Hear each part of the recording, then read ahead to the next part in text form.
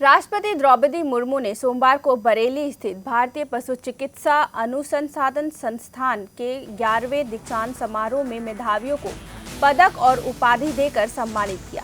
उन्होंने पशु चिकित्सा क्षेत्र में उपाधि और पदक पाने वाले मेधावियों को बधाई दी। कहा कि इस समारोह में छात्राओं की बड़ी संख्या में देखकर गर्व की अनुभूति होती है। बेटियां अन्य क्षेत्रों की तरह पशु चिकित्सा क्षेत्र में भी आगे रही हैं।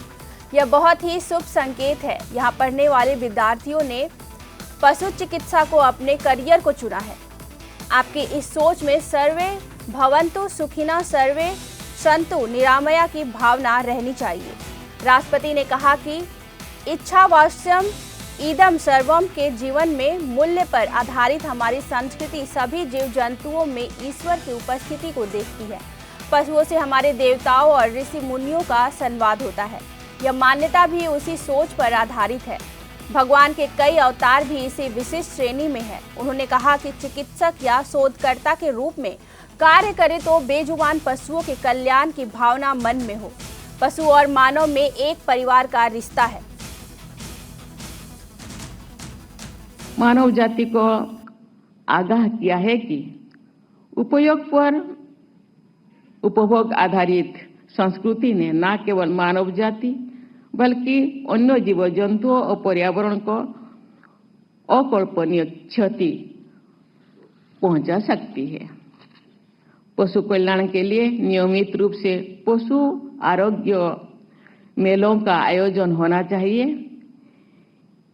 इन मेलों के तहत गांव-गांव में कैंप, लगातार पशुओं की चिकित्सा होने पर पशुओं के साथ साथ समाज भी स्वस्थ रहेगा।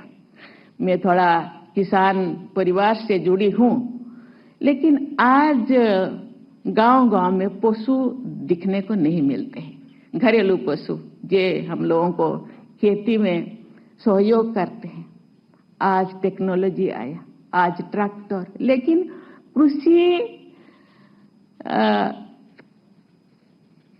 साथी जो केंचुआ, ये बहुत सारे चीजें जमीन में जो रहेंगे वो आज खत्म हो गया, जमीन बंजर हो गया।